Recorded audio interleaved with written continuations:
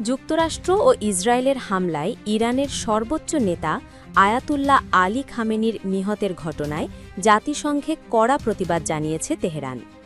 জাতিসংঘ মহাসচিব Antonio Guterres এবং নিরাপত্তা পরিষদের কাছে পাঠানো এক চিঠিতে এই হত্যাকাণ্ডের তীব্র নিন্দা জানিয়েছেন দেশটির পররাষ্ট্রমন্ত্রী আব্বাস আরাগচি।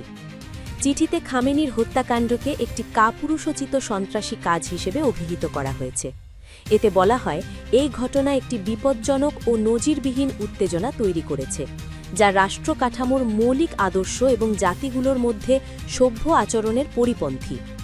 ইরানি পক্ষ থেকে এই হামলাকে আন্তর্জাতিক আইনের চরম লঙ্ঘন হিসেবে আখ্যা দিয়ে এর যথাযথ বিচারের দাবি জানানো হয়েছে।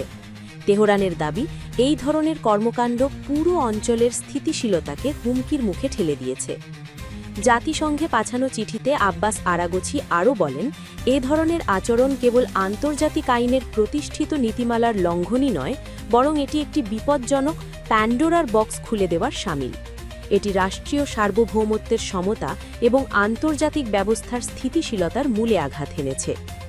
আরাগচি বলেন, ইরান অত্যন্ত গুরুত্বের সঙ্গে জাতিসংঘ মহাসচিব এবং নিরাপত্তা পরিষদের প্রতি আহ্বান জানাচ্ছে যেন তারা বিশ্ব শান্তি ও নিরাপত্তা রক্ষায় সনদে দেওয়া নিজ নিজ দায়িত্ব পালন করেন। তিনি আরও যোগ করেন, উল্লিখিত এই নৃশংস সন্ত্রাসী কর্মকাণ্ডের জন্য যুক্তরাষ্ট্র এবং ইসরায়েলি সরকারকে পুরোপুরি জবাবদিহিতার আওতায় আনতে অবিলম্বে কার্যকর